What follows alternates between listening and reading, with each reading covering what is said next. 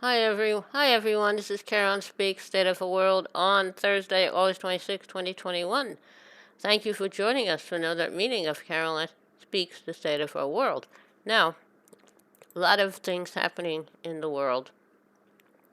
It's a very interesting, been a very interesting day. We had an attack near the airport in Kabul, which killed a lot of people, injured a lot of people, including some U.S. servicemen.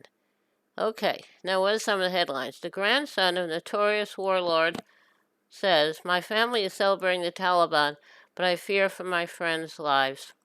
Another headline is, Sarah Chase, Afghanistan was an afterthought for the U.S. as Bush was hell-bent on invading Iraq. So he used Afghanistan as a stepping stone to Iraq after the U.S. was attacked on September 11th by Al-Qaeda. And so we ended up with a long war in Iraq, long war in Afghanistan, and settling both countries. Now, Jeremy Corbyn of the British Member of Parliament says an inquiry needs to take place on preventing the next war.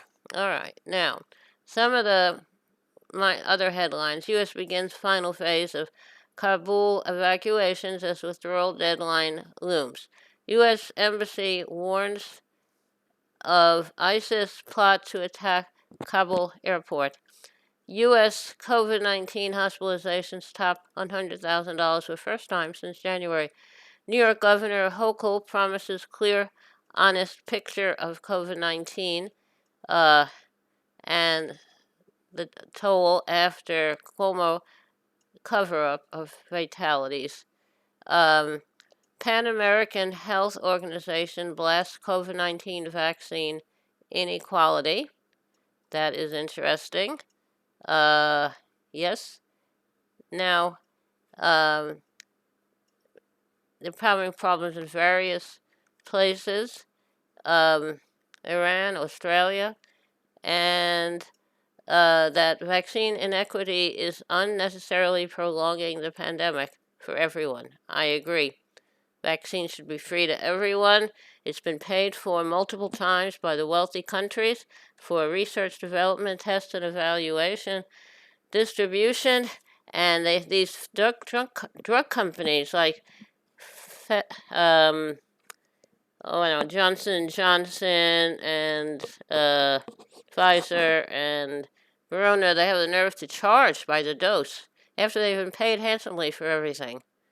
Okay, now, the U.S. House probe seeks documents from Trump's inner circle regarding January 6th attack on the Capitol. Pro-Trump attorneys face possible disbarment after a federal judge's scathing ruling. I totally agree with that. That's what they've done throughout, what they did in Michigan and what they did in the U.S. Michigan, federal judge has disciplined 9 pro-Trump attorneys. Okay, good. Make them pay for what they did. Now, Michigan man gets a 6-year sentence for a plot to kidnap Governor Whitmer. Thank goodness someone is being held accountable. A court upholds the death sentence for white supremacists who killed 9 at Emmanuel AME Church several years ago. Good. Newly surfaced videos show white Louisiana police officer brutally beating black motorist. Carbon dioxide levels soared above 412 parts per million in 2020, the highest in human history. Madagascar on the brink of world's first climate change famine. San Bernardino brush fire forces evacuations as California fires rage at record pace. Greek Prime Minister urges radical action on climate crisis after record heat and wildfires. Biden says the U.S. is on pace to withdraw from Afghanistan by August 31st. Taliban blocks Afghans from accessing Kabul airport. The World Bank cuts funds for Afghanistan as UN warns of looming catastrophe. House Democrats approve $3.5 trillion budget resolution, and House passes the John Lewis Voting Rights Advancement Act. And hopefully we can get the Senate to pass both of these as well. Now, um, it's with chaos in uh, Afghanistan and Kabul after the attack on people outside the airport. So I'm hoping we are able to get everybody out and give asylum to everyone who needs asylum. I think that's the way to go. Now,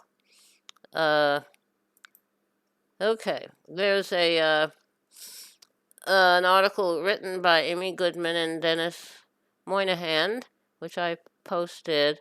From Kabul to the Rio Grande, U.S. creates refuge crises. Very interesting, but true. Unfortunately, that's the way it is in our world. It's a tough world out there. And I'm thankful for the thoughtful thoughts of Mrs. Goodman and Mr. Moynihan. The United States has long presented itself as a safe haven for refugees fleeing war and persecution abroad. The current U.S. withdrawal from Afghanistan is actually a testament to that, with well over 100,000 people evacuated by the U.S. since mid-August. Despite this historic airlift, Joe Biden's administration is being relentlessly criticized. The airlift continued despite a double suicide bombing at the gates of the Kabul airport on Wednesday that killed 60 people, including 12 U.S. service members, and injuring at least 140.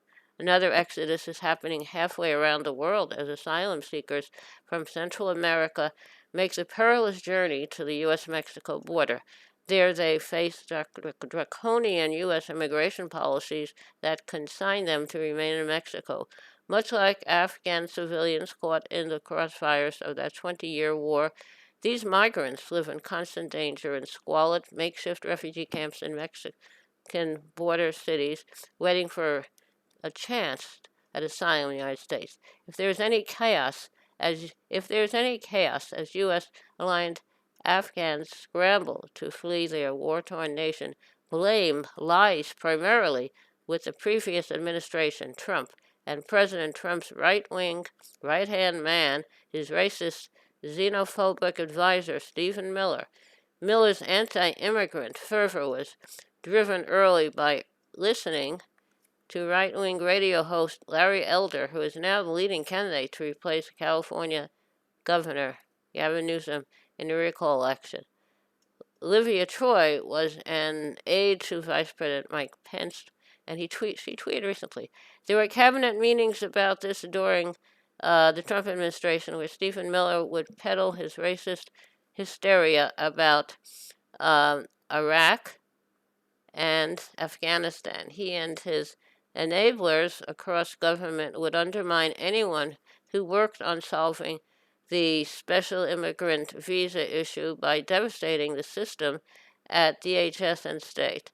Trump had 4 years to evacuate these Afghan allies who were the lifelines for many of us who spend time in Afghanistan.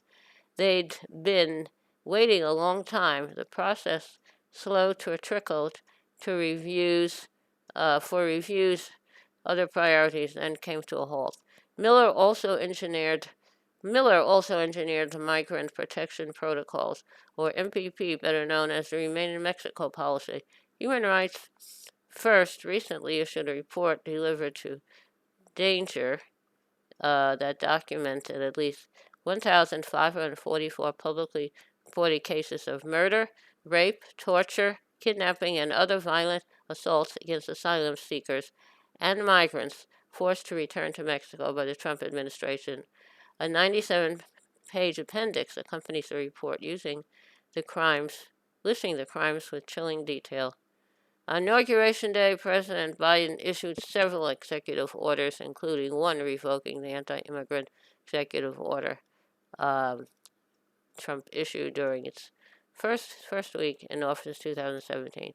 The Department of Homeland Security immediately suspended enrolling immigrants in the MPP program. In response, the states of Texas and Missouri sued the Biden administration. On August 13th, Texas federal judge, a Trump appointee, ruled that the White House must immediately re-implement the Remain in Mexico policy.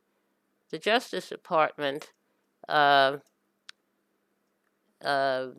was trying to help people, and the Justice Department appealed, and within 2 weeks, the three-judge appeals court affirmed the lower court's decision. Two of those three appeals court judges were Trump appointees, Andrew Oldham, and who's a young man, and Corey Wilson. Both are fierce right-wing ideologues. A request for a stay pending further litigation was quickly rejected by the Supreme Court by 6-3, Trump's court. While the Biden administration fights to shut down MPP against the federal judiciary pact with Trump appointees, it still uses Title 42, first applied by Trump in immigration bans in times of public health. Okay, now, unfortunately, Trump CDC issued the order as the pandemic swept the globe. The U.S. government reported a record 210,000 migrant apprehensions along the southern border in July. Many of these people hail from the so-called Northern Triangle countries of El Salvador, Honduras, and Guatemala, where widespread inequality, systemic corruption, food insecurity, gang violence, and now climate change are forcing people from their homes. These problems have long been exacerbated by U.S. military, economic, and political interventions in the region. Unfortunately. Now, the United States engaged in dirty wars in Central America and has supported coups against democratically elected governments there, from overthrowing the government of President Jacobo Arbenz in Guatemala in 1954 to actively supporting the coup against President Manuel Zelaya in Honduras in 2009. Likewise, the U.S. armed and supported the Afghan Mujahideen in their fight against the Soviet Union.